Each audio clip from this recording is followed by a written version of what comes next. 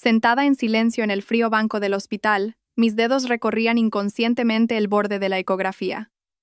Aquel frágil trozo de papel contenía todo un universo que llevaba esperando durante 3 largos años. Las palabras embarazo de 6 semanas eran como un cálido rayo de sol que se colaba en los rincones más gélidos de mi matrimonio, haciéndome creer que, a partir de ahora, todo sería diferente. Había imaginado lo feliz que se pondría mi marido, Adrián, al saber la noticia. Estaba en un viaje de negocios y yo había decidido esperar a su regreso para colocar la ecografía en una bonita caja de regalo y darle una sorpresa. El ambiente en el ala de maternidad de este prestigioso hospital privado de Madrid siempre tenía una calma especial, solo rota por los pasos apresurados de las enfermeras y los susurros de las futuras madres. Sonreí, posando una mano sobre mi vientre a un plano, hablando en silencio con mi bebé. Pensaba que, con un hijo, mi suegra, Beatriz, dejaría a un lado sus críticas constantes. Con un hijo, los interminables viajes de negocios de Adrián se acortarían. Este bebé sería el lazo que nos uniría a todos. Pero entonces, una voz familiar llena de pánico y desesperación desgarró aquella tranquila atmósfera. «Doctor, doctor, ayude a mi mujer. Está de parto». Mi cuerpo se quedó rígido. La ecografía se me cayó de las manos al suelo. Levanté la vista hacia la puerta de urgencias, donde la luz estaba encendida. Era Adrián. Llevaba en brazos a una mujer con un vientre de embarazo muy avanzado. Su rostro estaba contraído por el dolor. La ropa de Adrián estaba desaliñada y su frente perlada de sudor, pero sus ojos brillaban con una tierna preocupación que yo no había visto en mucho tiempo. Reconocí a la mujer en sus brazos. Era Daniela, la contable de su empresa. Varias enfermeras se apresuraron con una camilla. Adrián la depositó con sumo cuidado, sin soltarle la mano. «Aguanta, mi amor. Estoy aquí contigo», susurró él con voz temblorosa. Una enfermera se volvió hacia Adrián con urgencia. «El familiar tiene que ir a hacer el papeleo de ingreso». Adrián la ignoró, casi gritando. «Salven a la paciente primero. El dinero no es un problema». Yo me quedé allí sentada, en medio del concurrido pasillo del hospital, sintiendo como si el mundo entero se hubiera desvanecido y solo quedara yo. El latido de mi propio corazón era más fuerte que el ruido de las ruedas de la camilla rodando a toda prisa por el suelo de baldosas. Mi mujer. Esas 2 palabras resonaban en mi cabeza, afiladas como un trozo de cristal roto, cortando cada fibra de mi ser. De repente, recordé la llamada que le hice a Adrián la semana anterior para decirle que estaba embarazada. Guardó silencio unos segundos y luego respondió secamente. «Ah, ¿sí? Qué bien. Estoy ocupado ahora, te llamo por la noche». Y colgó. Una indiferencia cruel. Así que esta era su ocupación. Su alegría de ser padre estaba reservada para otra mujer. Nadie en aquella caótica multitud se dio cuenta de mi presencia. Yo, la esposa legítima de Adrián, también sentada allí, con una vida que apenas comenzaba a formarse en mi vientre. Mi existencia y la de mi hijo, a sus ojos, nunca habían sido tan importantes como la de la mujer que gritaba en aquella camilla. Me agaché para recoger la ecografía, sacudiendo una mota de polvo invisible.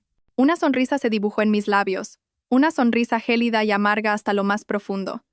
El amor, el matrimonio, la espera y la esperanza de los últimos 3 años. Todo se había derrumbado en un solo instante. Me levanté, guardé en silencio el papel en mi bolso y me di la vuelta para marcharme. No lloré, porque las lágrimas en ese momento ya no tenían ningún sentido. El taxi se deslizó por las calles familiares de vuelta a casa, pero mi corazón se sentía en un lugar extraño y desolado. Las luces de la calle se reflejaban fragmentadas en la ventanilla, como mi vida en ese momento, una mezcla asfixiante de luces y sombras. El chalet apareció ante mis ojos. El lugar que una vez consideré mi hogar ahora se sentía como una jaula de oro, fría y vacía. Pagué al taxista y entré con mi bolso. La casa estaba inquietantemente silenciosa. Al llegar a la puerta, mi corazón recibió otra punzada.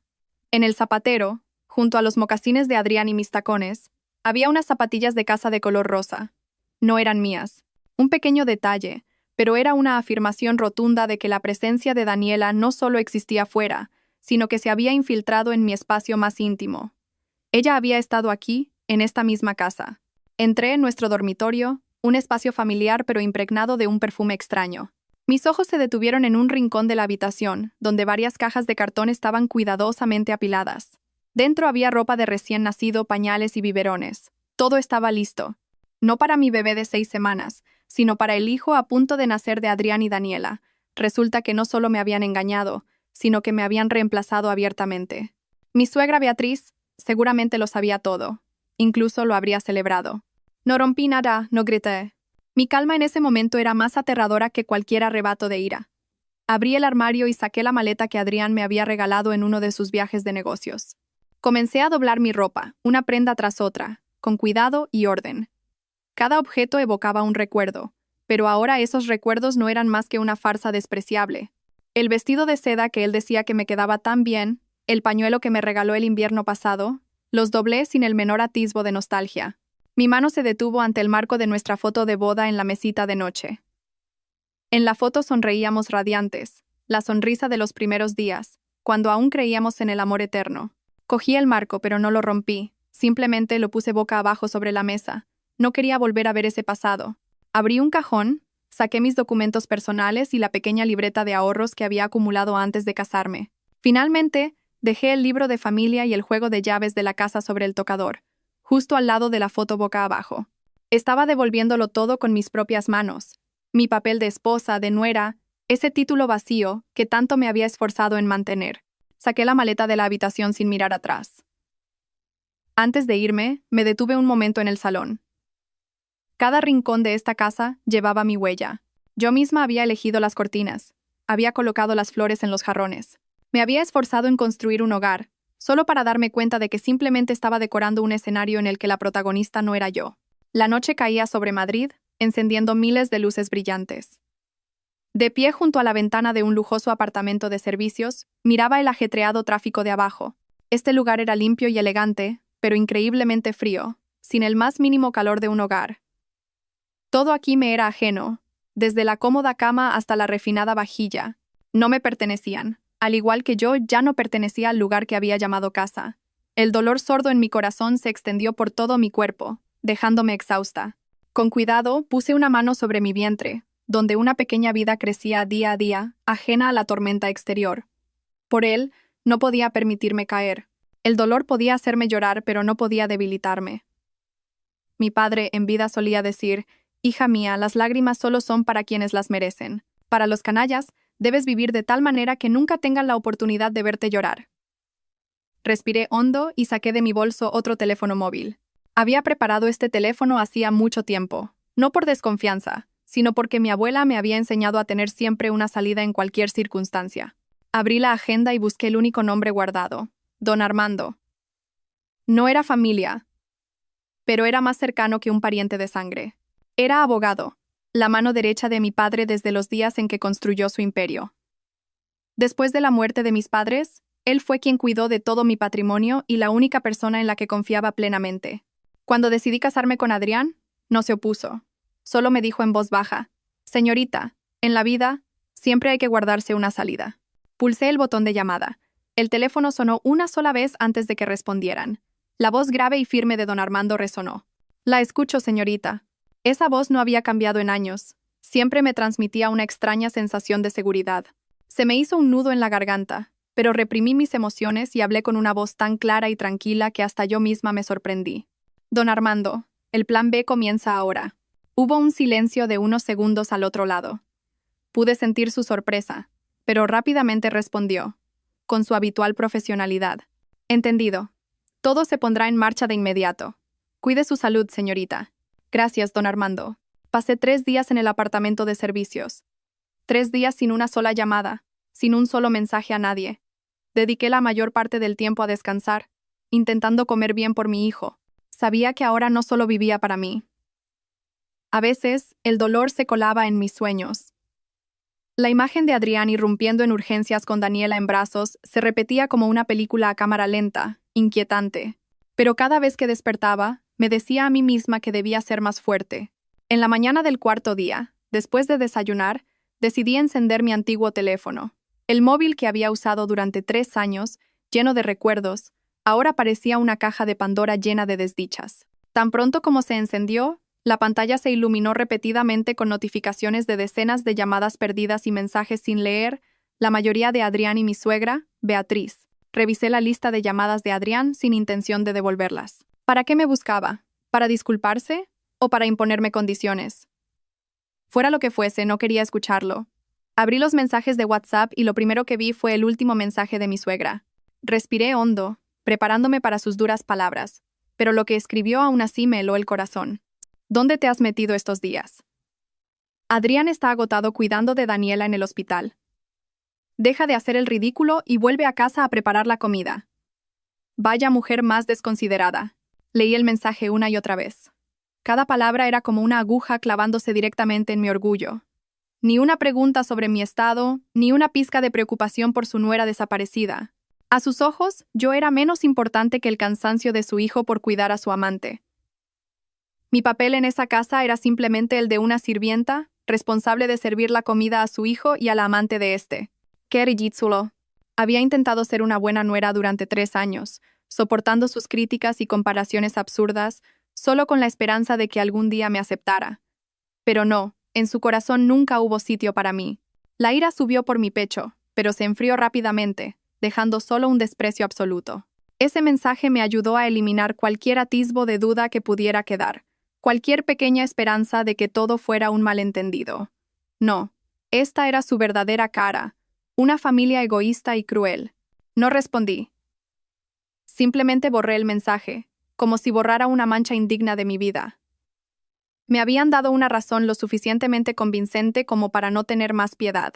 Apagué el viejo teléfono y lo guardé en el fondo de un cajón.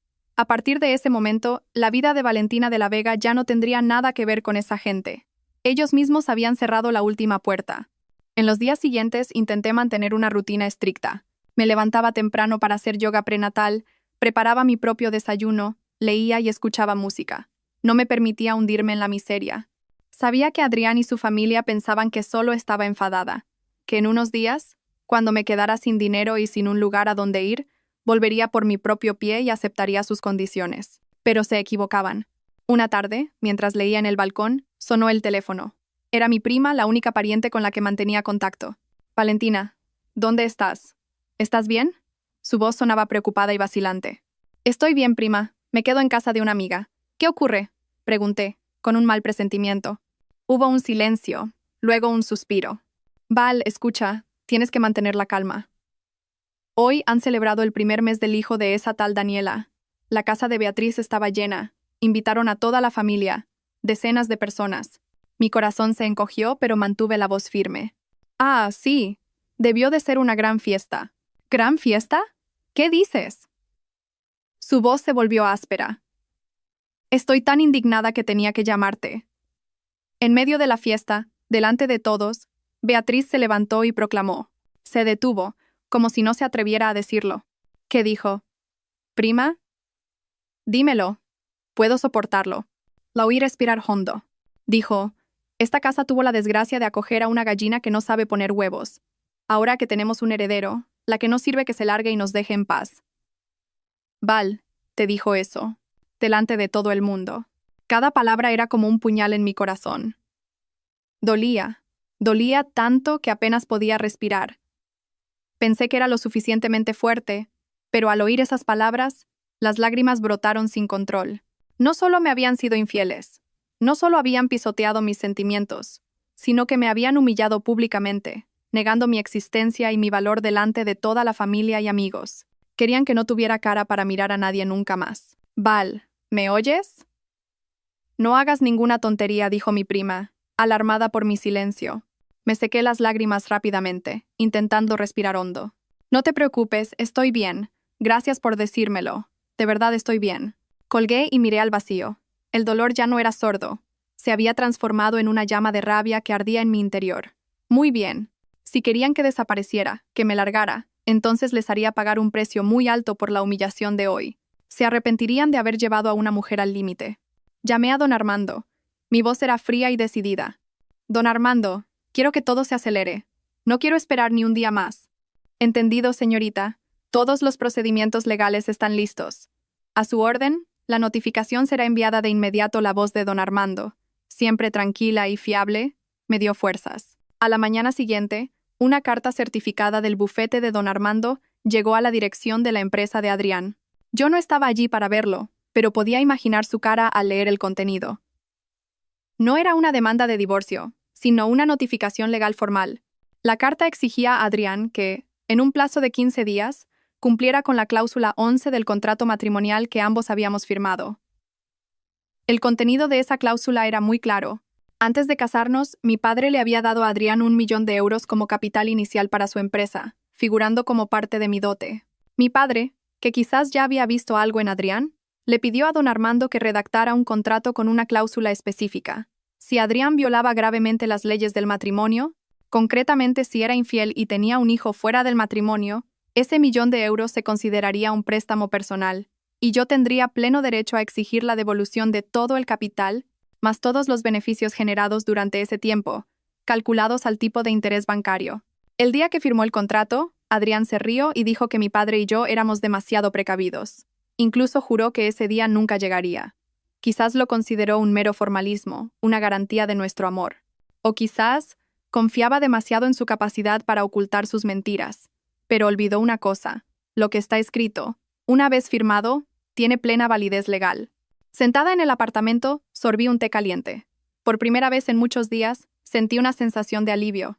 Este era solo el primer disparo, una advertencia. Sabía que Adrián no lo aceptaría fácilmente. Pensaría que solo estaba amenazando, exagerando para presionarlo. Él y su madre siempre me habían subestimado. Tal como predije, Adrián no le dio importancia a la carta del bufete. Esa tarde don Armando me llamó. Su voz era monótona, pero pude percibir una sonrisa en ella. Señorita, el señor Morales ha recibido la carta. Dicen que apenas la leyó, se rió y le dijo a su asistente que su mujer estaba aprendiendo los dramas de las telenovelas. No me sorprendió. Adrián siempre había sido así, creyéndose el centro del universo y pensando que todos, especialmente yo, debían girar a su alrededor. A sus ojos, yo era una mujer dócil y conformista que, después de unos días de enfado, volvería. No podía imaginar que hasta el corazón más pisoteado puede rebelarse. Me imaginé a Adrián llamando a su madre, con un tono condescendiente y molesto. Mamá, Valentina está haciendo un drama de todo esto. Hasta ha contratado a un abogado para amenazarme. ¡Qué infantil! Y Beatriz, sin duda, añadiría leña al fuego. Va, esa inútil solo sabe hacer tonterías. Déjala.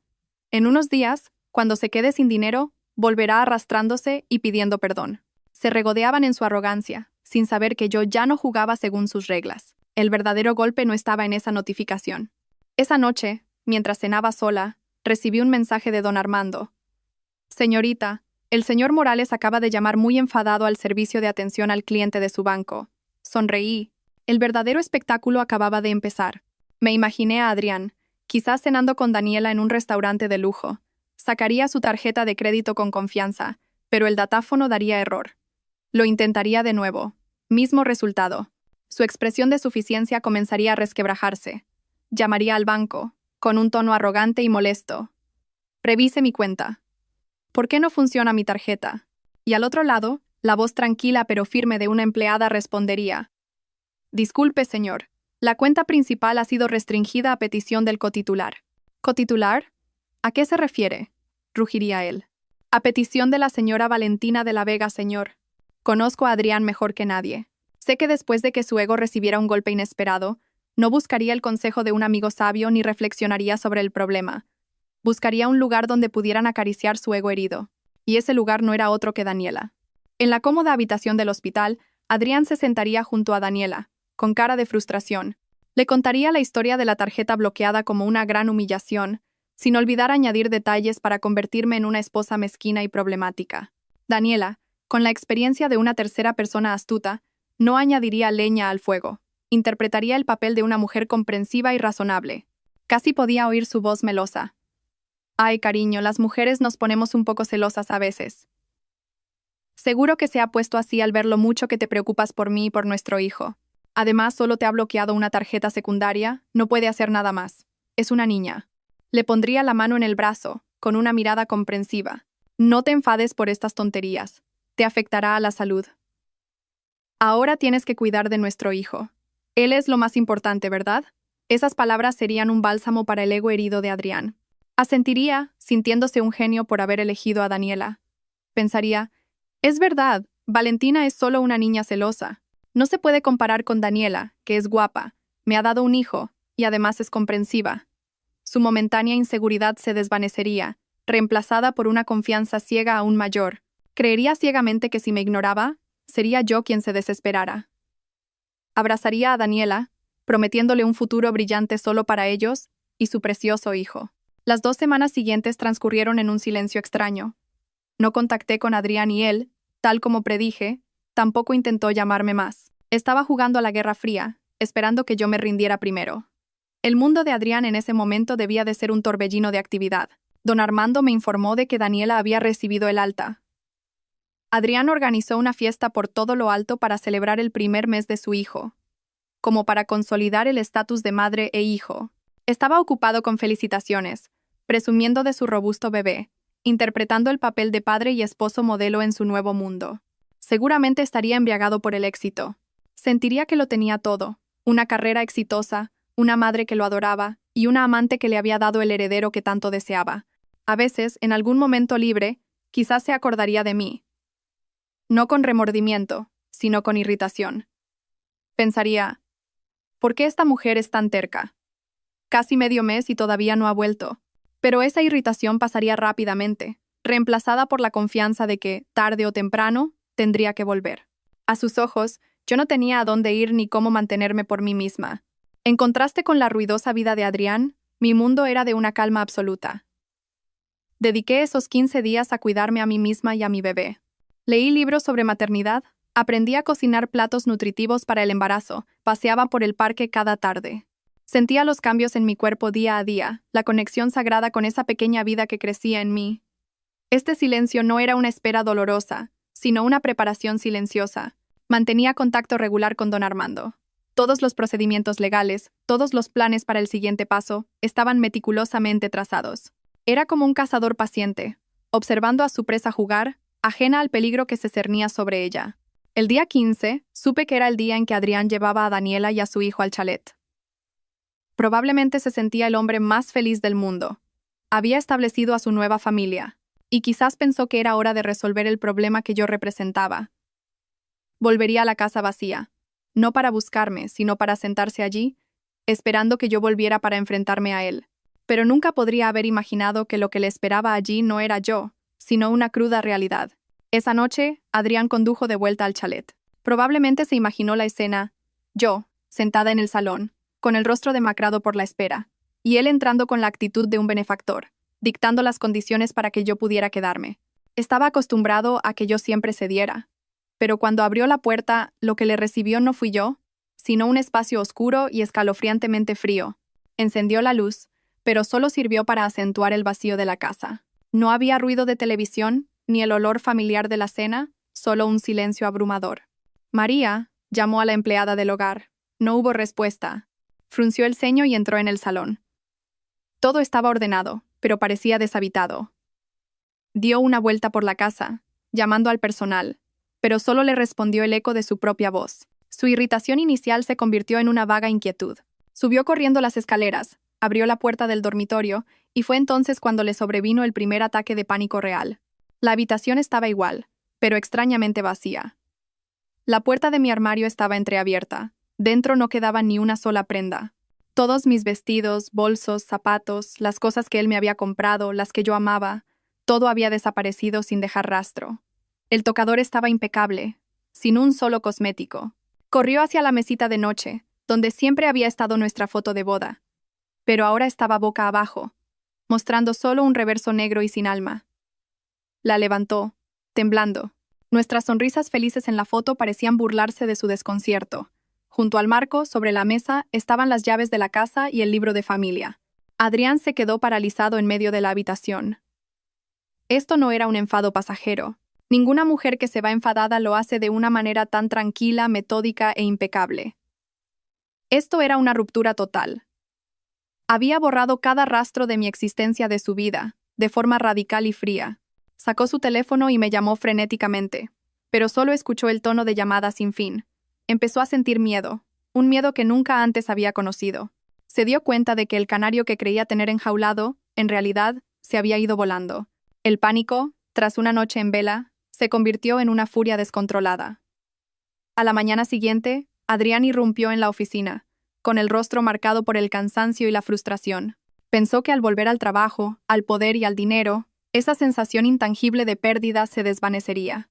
Seguía siendo un CEO exitoso, y yo solo una mujer que se había marchado. pero no sabía que la verdadera tormenta estaba a punto de desatarse.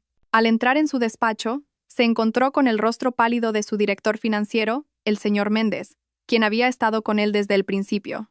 El señor Méndez sostenía un fajo de documentos, temblando tanto que los papeles chocaban entre sí. «Director, tenemos un problema muy grave». «¿Qué pasa para que esté tan asustado? No se va a caer el cielo», espetó Adrián, descargando su frustración. El señor Méndez tragó saliva, con la voz casi rota. «Sí que se ha caído, director. 20 millones de euros. 20 millones de euros del capital circulante de la empresa han sido retirados de la cuenta esta mañana». La frase fue como un trueno. Adrián se quedó helado, la sonrisa burlona congelada en sus labios. Le arrebató los documentos, sus ojos fijos en la cifra del extracto bancario. Los números no mentían. 20 millones, una suma colosal, el alma financiera de la empresa, se había evaporado. ¿Quién ha hecho esto?», rugió Adrián, su voz desprovista de su habitual autoridad, ahora llena de pánico. «Sin mi orden, ¿quién puede tocar ese dinero?». «El banco informa que la orden de retirada fue completamente legal», director, respondió el señor Méndez. «Fue ejecutada por un accionista mayoritario que invirtió en la empresa desde el principio. Un inversor ángel que siempre ha permanecido en el anonimato y le cedió a usted todo el control». «Accionista anónimo». Adrián rebuscó en su memoria. Era cierto. Cuando su empresa era joven y estaba al borde de la quiebra, una enorme inyección de capital de un fondo de inversión extranjero le ayudó a resurgir. Como nunca interfirieron, Adrián había olvidado su existencia. Se creía el único dueño de su imperio. ¿Por qué? ¿Por qué retiran el capital de repente, sin avisar?, murmuró, sintiendo que le quitaban la alfombra de debajo de los pies. No entendía por qué el desastre llegaba de golpe, mi desaparición y ahora el colapso financiero. ¿Había alguna conexión? Una idea vaga cruzó su mente, pero la descartó. Imposible. ¿Qué poder tenía yo para hacer algo así? El terremoto de los 20 millones de euros apenas había comenzado cuando llegaron las réplicas. El teléfono de su escritorio no paraba de sonar y cada llamada traía malas noticias. El primero fue el director de una constructora, uno de sus socios más importantes. Su voz ya no era cordial, sino fría y distante. «¿Adrián? Te llamo para informarte de que hemos decidido suspender el contrato de suministro de materiales para el nuevo proyecto residencial». Adrián estaba aturdido. ¿Por qué tan de repente todo iba bien? Hubo un silencio. «Mira, seré directo. Esta mañana, toda la directiva de mi empresa recibió un correo electrónico con pruebas de que tu compañía ha estado evadiendo impuestos y falsificando informes financieros durante años. Adrián, los negocios se basan en la confianza. No podemos arriesgar nuestra reputación con un socio como tú». Adrián se quedó petrificado, casi se le cae el teléfono. ¿Evasión de impuestos? ¿Informes falsos? ¿Cómo lo sabían? Eran secretos guardados bajo 7 llaves por él y el señor Méndez. ¿Quién lo había filtrado? Antes de que pudiera recuperarse, llegó la segunda llamada. Era del banco donde su empresa tenía un préstamo enorme. La voz de la gestora era grave. «Señor Morales, lamentamos informarle que, debido a información adversa sobre la situación financiera de su empresa, el banco ha decidido reevaluar el préstamo. De momento, congelaremos su línea de crédito». Una tras otra, llegaron llamadas de otros socios. El guión era el mismo. Todos habían recibido el correo anónimo y todos rompían relaciones comerciales. El efecto dominó había comenzado. Sin capital y abandonado por sus socios, la empresa de Adrián era un barco a la deriva en una tormenta. Se desplomó en su silla, empapado en sudor. Se sentía atrapado en una trampa perfectamente diseñada. Alguien quería destruirlo. En su desesperación, cuando todas las puertas parecían cerradas, Adrián recordó una última esperanza: Daniela. Recordó las veces que ella había mencionado casualmente que su padre era alguien con poder y contactos. Quizás era el momento de recurrir a su futuro suegro. Cogió el teléfono y llamó a Daniela. Su voz temblaba. Le contó todo: la retirada de capital, la huida de los socios, la inminente quiebra. «Daniela, cariño, ¿puedes hablar con tu padre para que me ayude? Si pudiera interceder por mí o prestarme algo de dinero para salir de esto, te lo pagaré con creces». Al otro lado, un silencio inusual. No hubo palabras de consuelo como esperaba. Solo la respiración tranquila de Daniela.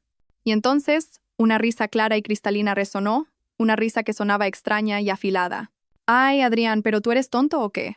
Adrián se quedó de piedra. «Daniela, ¿qué dices?». La voz de Daniela ya no era dulce, sino mordaz y burlona. «He dicho que si eres tonto. ¿No lo oyes? Mi padre es guardia de seguridad en el ayuntamiento del pueblo. Lo que te conté eran bromas. ¿Y te lo creíste todo? Sois todos iguales los hombres. Solo os gustan las palabras bonitas. Cada palabra era un jarro de agua fría. Me has engañado. ¿Por qué? Tartamudeó. ¿Por qué? Daniela se rió de nuevo, una risa gélida. Porque tenías dinero, una casa, un coche. Si no me aferraba a ti, ¿a quién iba a hacerlo? Pero parece que solo eras fachada. Un poco de oleaje y ya te estás hundiendo. Un hombre tan inútil como tú. ¿Para qué voy a quedarme y malgastar mi juventud? El dolor, la humillación y la rabia lo golpearon como un puñetazo. La mujer a la que había idolatrado, por la que había abandonado a su esposa, resultaba ser una cazafortunas. «Maldita seas», gruñó. «¿Y el niño?» «Es mi hijo. El heredero de mi familia». Se aferró a su último orgullo. Pero la siguiente respuesta de ella destrozó por completo su mundo. «¿Tu hijo?» La voz de Daniela ahora contenía lástima. «Ay, Adrián, a estas alturas y sigues siendo tan ingenuo. Bueno, ya que vamos a separarnos, te contaré un último secreto, como regalo de despedida. El niño no es tuyo. Es hijo del director general de mi empresa. Él está casado y no puede divorciarse. Así que necesitaba encontrar a alguien a quien endosarle el paquete. Y tuve la suerte de encontrarte a ti, rico y tonto. Qué suerte la mía». El tiempo se detuvo. Adrián sintió que el mundo daba vueltas. Su hijo, su orgullo, el nieto que su madre usó para humillarme, era todo una farsa. Él, un CEO imponente, había estado criando al hijo de otro sin saberlo. «¿Por qué? ¿Por qué me has hecho esto?», susurró, sin fuerzas. «La culpa es tuya. Por ser tan idiota», dijo Daniela con frialdad. «Bueno, te dejo. Mi jefe me espera para llevarme de compras con el niño. Buena suerte con tus deudas. Ah, y quizás deberías ir a pedirle perdón a Valentina. A lo mejor en un acto de piedad te da una salida. Adiós, mi querido cornudo». El pitido del teléfono lo devolvió a la cruda realidad. Dejó caer el móvil, sintiéndose vacío. Todo era una mentira. El amor, la nueva familia, su hijo, su orgullo, todo se había derrumbado en una sola mañana. Había perdido a la esposa que de verdad lo amaba, a un hijo biológico cuya existencia ignoraba, y la carrera de su vida, y a cambio, había recibido una lección muy cara sobre su propia estupidez. Se quedó inmóvil, mirando por la ventana un cielo gris, tan gris como su futuro. Por primera vez en su vida, se sintió un completo fracasado. Adrián volvió a casa, no al chalet frío que yo había abandonado, sino a la casa de su madre. Entró como un fantasma. Beatriz estaba en el salón, probablemente esperando buenas noticias. Al ver su aspecto, frunció el ceño. «¿Qué te pasa? ¿Por qué tienes esa cara? ¿Has discutido con Daniela?» Adrián no respondió. Se desplomó en el sofá, con el rostro entre las manos. Un silencio aterrador llenó la habitación. «Habla de una vez. ¿Qué ha pasado?», insistió Beatriz, ya irritada. «Se acabó», dijo Adrián con voz rota. «Todo se ha acabado». Le contó la verdad. La empresa al borde de la quiebra, el engaño de Daniela y, finalmente, la dolorosa revelación. «Mamá, el niño no es mi hijo, no es tu nieto». Pensé que Beatriz se sentiría desconsolada, que consolaría a su hijo. Pero no. Su reacción fue inimaginable. Se levantó de un salto, con el rostro congestionado de ira, no de tristeza. Sus ojos se clavaron, no en Adrián, sino en un enemigo invisible. «Todo es culpa de esa Valentina», siseó. «Es ella. Seguro que te ha tendido una trampa. Como vio que tenías un hijo con otra, se puso celosa y ha querido destruir esta familia». Paseaba de un lado a otro, gesticulando y lanzando las peores maldiciones contra mí. Ni una palabra de reproche para Adrián por su infidelidad, ni una pizca de compasión por la estupidez de su hijo. En su mente solo había una enemiga. Yo, la nuera que, según ella, lo había arruinado todo. ¿Quién se cree que es? Una gallina que no pone huevos atreviéndose a desafiar a esta familia. No la dejaré en paz. Le enseñaré lo que es el respeto, gritaba, convertida en una mujer fuera de sí. Adrián se encogió en el sofá. Ni siquiera él esperaba que su madre, en su momento de mayor dolor, solo se preocupara por su propio odio. La furia de Beatriz no se aplacó con insultos. Necesitaba hacer algo, demostrar que su familia seguía estando por encima de todo, y la mejor manera era gastar dinero. «Levanta, vamos de compras», le gritó tirando de él. «Le voy a demostrar al mundo que esta familia vive mejor sin ella». Adrián la siguió como un autómata. Lo llevó al centro comercial más lujoso de la ciudad, en pleno barrio de Salamanca. Salió del coche con la cabeza alta, cogiendo del brazo a su hijo, intentando aparentar ser una dama de la alta sociedad. Entró en una boutique de lujo que solía frecuentar. «Buenas tardes, doña Beatriz. ¿Cuánto tiempo sin verla por aquí?», la saludó una empleada. «Sí», respondió secamente. «Enséñeme ese bolso de ahí, el nuevo». La empleada se lo mostró. Beatriz apenas lo miró. «Envuélvamelo. Y también esa cartera y esos zapatos». Eligió deliberadamente lo más caro. Cuando la empleada trajo la cuenta, más de 3.500 euros, Beatriz sacó su tarjeta de crédito negra con aire de superioridad. «Cobre de aquí». Pero su arrogancia duró poco. La empleada pasó la tarjeta una vez. Error. «Quizás es el datáfono. Lo intento de nuevo». Lo intentó 1, 2, 3 veces. Mismo resultado, transacción denegada. La sonrisa de Beatriz se congeló. «¿Qué pasa? ¿Por qué no funciona mi tarjeta?» «No lo sé, señora. ¿Quiere probar con otra?» Beatriz, cada vez más avergonzada, sacó todas sus tarjetas. Oro, platino. Ninguna funcionó. Otros clientes empezaron a murmurar. «Mira, ¿no es la mujer del presidente de Telemorales? He oído que su empresa tiene problemas. ¿Se les acabó el dinero?» Los susurros fueron como puñales para el orgullo de Beatriz. Su cara se puso roja de vergüenza y rabia. «Sus máquinas están rotas», gritó, golpeando el mostrador. «¿No saben quién soy yo?» Adrián, a su lado, solo quería que se lo tragara a la tierra. «Mamá, vámonos». «No me voy a ninguna parte», le espetó. Pero la tensión fue demasiada. De repente, Beatriz sintió que todo daba vueltas. Un dolor agudo en el pecho. Se tambaleó y se desplomó en el suelo ante la mirada atónita de todos. El sonido de la ambulancia rompió el lujoso silencio del centro comercial. Se llevaron a Beatriz de urgencia. Adrián la siguió, con el rostro pálido. Se sentó solo en la sala de espera del hospital, sintiéndose impotente y desesperado. Hacía solo un día, era un CEO exitoso con una nueva familia feliz. Ahora, su empresa estaba en ruinas. Su amante lo había abandonado, el hijo no era suyo, y su madre estaba en urgencias. Todo se había derrumbado demasiado rápido. De repente, se acordó de mí. Recordó las veces que Beatriz había estado enferma y yo la había cuidado con paciencia y cariño. ¿Y cómo me lo había pagado él? Abandonándome, permitiendo que su madre me humillara. Todo por una mentirosa y un hijo que no era suyo. El remordimiento tardío comenzó a invadirlo. Se dio cuenta de su terrible error. Pero ya era demasiado tarde. Yo me había ido. Mientras tanto, yo recibí noticias de don Armando. «Señorita, doña Beatriz ha sido ingresada de urgencia por un ictus leve. Ya está fuera de peligro». Me quedé en silencio un momento. No sentía alegría ni satisfacción, solo una extraña calma. No deseaba que esto sucediera, pero sabía que era la consecuencia inevitable de sus actos. Cada uno cosecha lo que siembra. Puse una mano en mi vientre. «Hijo, hago todo esto no por odio, sino para protegerte, para darte un futuro sin injusticias ni humillaciones». Adrián esperó hasta tarde en el hospital. Los médicos le dijeron que su madre estaba estable. Justo entonces, su teléfono vibró. Un mensaje de su secretaria. «Director, el Consejo de Administración convoca una junta extraordinaria de accionistas para mañana por la mañana. Se requiere su presencia». La junta extraordinaria. Adrián supo que ese era su juicio final. A la mañana siguiente entró en la sala de juntas. Parecía demacrado, el traje caro le quedaba grande. Los accionistas, antes sus aliados, ahora lo miraban con ira y desprecio. «Adrián, exigimos una explicación», gritó un accionista mayoritario. «¿Dónde están los 20 millones de euros? ¿Por qué todos los socios han cancelado los contratos?» Las acusaciones llovieron sobre él. No supo qué responder. «Señores, por favor, calma. Es solo una dificultad temporal». «¿Temporal?» «Hemos perdido toda la confianza en usted», interrumpió otro. «Propongo destituir a Adrián Morales como director general y auditar la empresa para demandarlo». La sala se convirtió en un caos. Gritos, golpes en la mesa. Adrián se quedó paralizado, sintiéndose acorralado. En ese momento, la pesada puerta de la sala de juntas se abrió lentamente. El caos cesó de inmediato. Todas las miradas se volvieron hacia la puerta.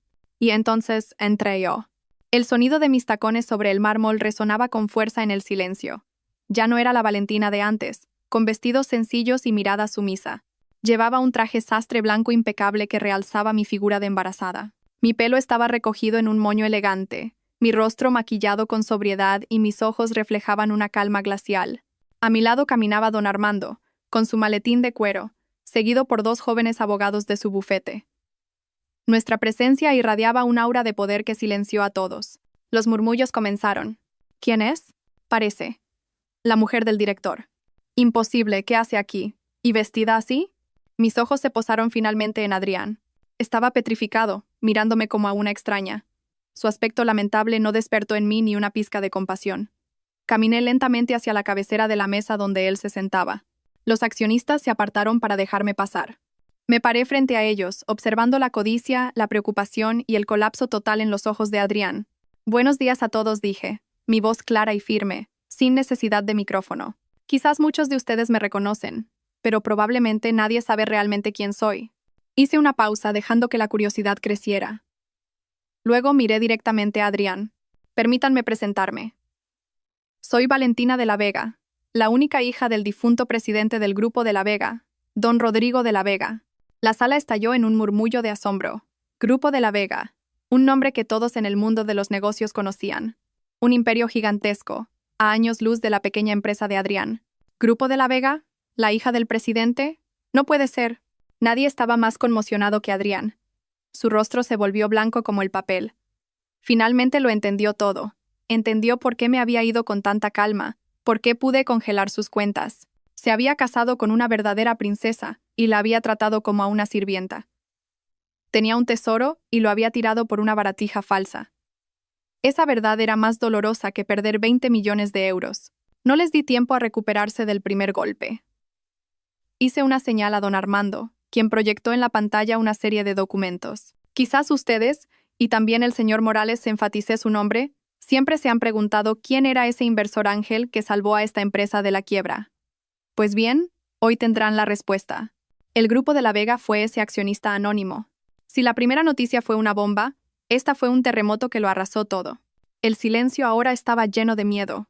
Confiamos en el señor Morales para dirigir la empresa, continué, con voz gélida. Pero él usó nuestro dinero para falsificar informes, evadir impuestos y llevar la compañía a la ruina.